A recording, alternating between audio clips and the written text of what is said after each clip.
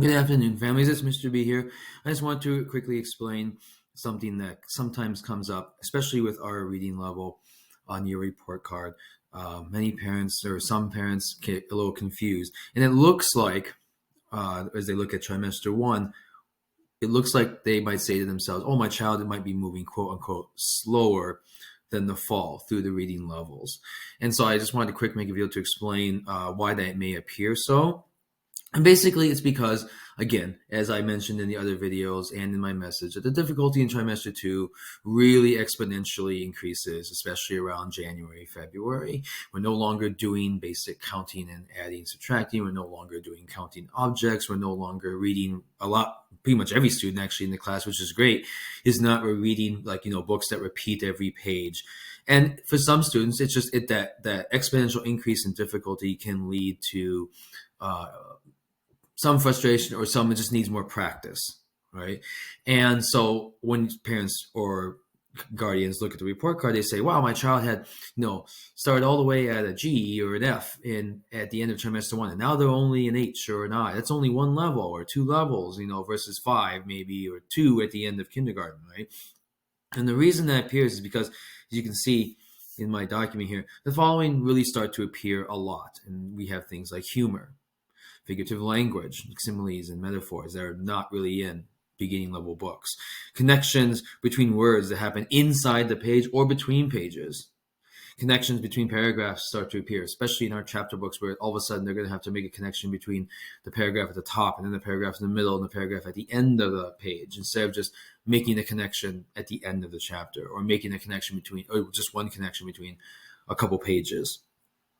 Characters grow throughout the book, and not just at the end of the book, or not just learn a lesson at the end of it. They're growing between the pages, and being able for students to be able to recognize and point and explain, yeah, the character changed in the middle of the book because, and a lot of what we ask students now is that students must show recognition of the above, of the things I just mentioned above, with assistance, and then independently do it while maintaining their speed and accuracy.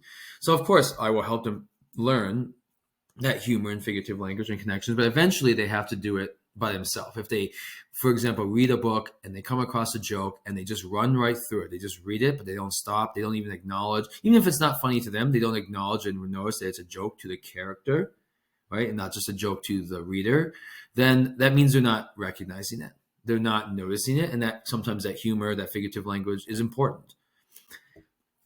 They need to show the ability to predict not just the ending of a book, but the events between the pages, and use textual evidence, and not just what they think and feel, right? They have to say in the page, like, "Oh, this is why the character, or this is what's going to happen because these three things happen." Not just, saying like, "Well, I think the character is going to be sad at the end." They need to really point in the page and say, "This is where it's going to, or this is why it happens."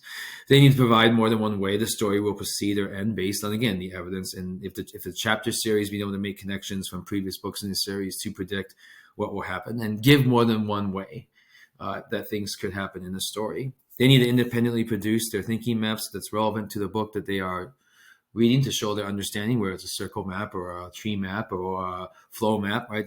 They've had lots of practice with that now, and actually many of them can do it, where they just kind of whip out the map and go, "When I read this long book, I need to start putting down information, because I don't want to hold it till the end of the book, or have to wait to the end of the book to explain it, because it inevitably becomes so much, because the books are getting longer and longer." And becomes more about questions and answers, and not just about speed. Especially if they are really reading at above grade level, we rarely focus on fluency. We focus a lot on the questions. Why is the character doing things? How is the saying affecting the way I feel when I read? How is the character, or how is the subject, if it's nonfiction, different than it was over here? What am I learning? What is the book trying to get me to learn? It's going to almost always be questions as we go up in reading level, and less about vocabulary and less about speed, because as they reach those higher levels, they have the speed and vocabulary kind of built in there. And so I just wanted to show you an example from a couple of our books. The top book, or top 2 pages of the book, is a book that is kind of more what trimester 2 looks like, whereas the bottom book is more about what trimester 1 looks like. You can see in trimester 1 with shoe, fox, shoe, you see it repeats a lot. You see, even though it looks like there's a lot of words on the page, there's really not that many. It just looks, because it's bigger. You can see the pattern. Basically, repeats here. Very basic. Fox went to the farm. Like very basic sentence, right? There's not really much about how the fox is feeling or what the fox is going to do besides eat the rooster. There's a little bit of dialogue, which is here, which is different, which again is the end of, trimester one, where the ending kind of changes a little bit or the pattern doesn't repeat. But you can see in a trimester two book, nothing pretty much repeats. There's a theme that kind of carries between the pages. In this case, it's the poor new student who is new and he's actually kind of short. And so he gets teased about by his new students in his class eventually, until he shows that, I think this is he was playing baseball and can play baseball really well. But here, especially right between these two words, like, connecting the word shrimp to short. And even if they don't know where the shrimp is, I tell them, but then they have to make the connection. Oh, that word is actually connected to the word short. They're using a metaphor, right, as a way to explain why he's short. Again, here we have figurative language. How's the weather down there, right? We're not actually looking at weather down on the floor, right? Mean Marvin, okay, he has a nickname, right? It's not really his whole name. And then again, it's just, this is the type of thing that, again, they have to kind of know, or at least notice while they're reading, and kind of say, you know what, that's there's something important about that, or that his height, or that he's being teased, and not just being able to look at the picture and say, oh, he's sad. Well, he's sad because, and they have to point into the sentence and show that. So you can see there's that slight difference, right, between trimester one and trimester two. So I just wanted to show that to families and make sure that, families are not worried, right?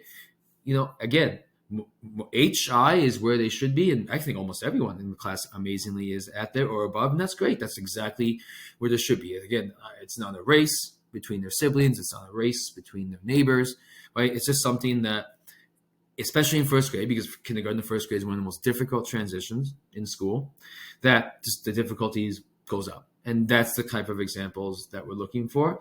Again, I'm so happy that pretty much every student is on track to finish at grade level for reading. Of course, some are further than others, and that's fine. I encourage you and thank you for all the practice that you're doing at home. It really is showing. And again, if you have any questions, once the report cards come out, probably next week, because I'm waiting for, I think, gym and music